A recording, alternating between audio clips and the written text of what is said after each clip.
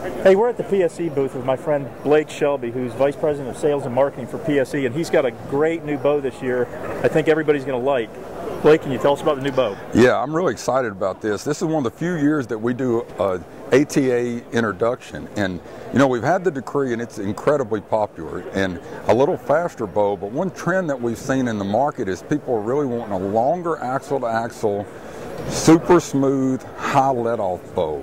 So that's what we've done here. The new Decree HD has got our drive style cam on it. It's the hyperdrive cam, which is very, very smooth. You know, a real rounded secondary track to that bow. Feels great, has 80% let off, and it's 35 inches axle to axle. Now the thing that we feel separates this bow and what some of our competitors are doing is this bow still gets 345 feet per second. So it gives you that forgiveness that everybody's looking for and that smooth draw and 80% let off, but it's really still got a lot of performance behind it.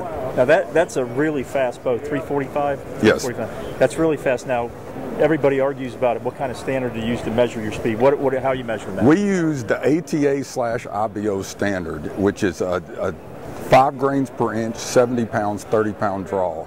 And this bow easily gets 345. So hunting setup, you can scale that down. You're going to be, most guys, you know, 29 inches, put a peep sight in it, loop on it.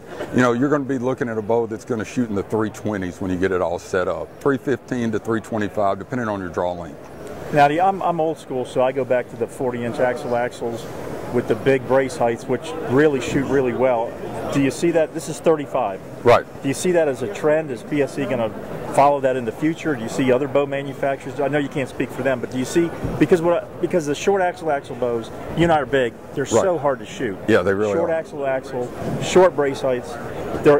I mean, you look cool when you got them, and your buddies go, cool bow, but they're hard to shoot. I like the long axle. Do you see that as a trend in the industry? I do. I don't ever see it getting back to 40 or 45 inches, which, you know, back in the day I really liked, because the geometry allows you to go shorter, but you know, the bows don't collapse down as much and the cams are bigger. So, and really we can get a very forgiving bow, but I think you will see them anywhere from 34 to 37 inches. This bow's 35, which is, I think, really in that sweet spot even for us longer shooters. I think I think guys don't know this either about PSE. They drive the engineering in the market, in my opinion. These guys are David Cronigold is their engineer. He's an MIT mechanical engineering degreed engineer from MIT. They don't give degrees away there. He's the one who designed the preloaded limbs, which is right. It drives the industry now. This is the technology that everybody's using. You guys invented it. Can you tell me the advantage to a preloaded limb? Well, really, when we went to this heavily preload, it changed everything about a bow's geometry. You know, before, when limbs were more straight upright, you released it and the whole system went forward. Now that they're so preloaded, you shoot them and actually the axle comes back towards the shooter very slightly.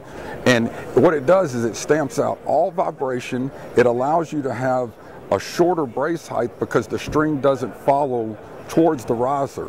So it allows you to get away with having a shorter brace height and you get awesome sound dampening, incredible performance. Everything is good about this system. The key was just creating a limb that would hold up to those pressures. And once we did that, we developed a new way of shaping the limb without weakening it. It really changed bow design everywhere. Yeah, I don't think most guys understand the preloaded limbs drove the riser design, because now risers are longer because these limbs are shorter. The old bows had the long recurved limbs, so they had short risers. The new geometry with the parallel limbs, they're not parallel, but in theory they are. It's a more accurate bow. It's a more forgiving bow, and because they're in opposition, when they dampen each other out, because they cancel when the string goes back to neutral. Unlike the old recurve bows, you get oscillations in the limbs for a long period of time. They were horrible. Yeah. They've lightened bows, and these guys are the ones that have driven this design and came up with it. It is, and it's ironic, Todd, because when we first introduced that design, we had a lot of customers out there like, that's an ugly bow and those limbs are never going to hold up. Now, 8 years later, every bow's kind of looking like this, and that's what they're trying to be. And it's really probably the biggest advancement that we've seen in archery since we went from recurves to compounds, because it was the first time that we picked up 45 feet per second in speed, you know, in one fell swoop. So that was the original X-Force. The original X-Force, and Blake generously sent me one of the original ones, and I was literally flabbergasted. I saw the advertising and heard the hype. Blake's a great guy, but he can exaggerate. But he didn't believe me. He said, this thing's going to shoot, so fast. I said, well, send me one. And then these bows do perform. I mean, this is how bows are designed now. Is there anything else on the bow you'd like to talk about with the cable guard? Yeah, we use the new flex slide system and also our backstop system. The other thing is we're introduced on this bow the new America's Best Platinum string, and this is a proprietary, it's even higher premium than what America's Best is used to, and it's a solid color to kind of differentiate it. But I'll tell you, Todd, I've used this string this year, and since I've set up my bow the first time, I've had to do no timing adjustments on it. I'm shooting the original Decree, which is a high torque bow, and it absolutely has not stretched out any. So that's going to be, we're really looking forward to those strings and cable sets. Guys, you're going to love the grip too. It's a real, I think it's one of the best grips in the business. It's narrow. Is it the best grip? What's it the called? best grip, best. yeah. Literally in name and also in function. But so this bow, the magic, the question everybody's going to want to know is how much does it retail for? $9.99. $9.99. So it's still an affordable bow compared to what else is out there on the market. And it's available obviously in Mossy Oak Country. It's available in the new Mossy Oak Country pattern, black and Skullworks. All right, is the Skullworks popular? It's very popular. Yeah, and we're also offering this bow because of the long axle in some target colors as well, because a lot of people will have this on the range. Yeah, I like it. I think it's a really nice bow. I think it's going to be the real deal. We'll have to get one in your hands. We appreciate you showing it to us. Hey, thank you, Todd. Thanks, anytime. Blake. Yep.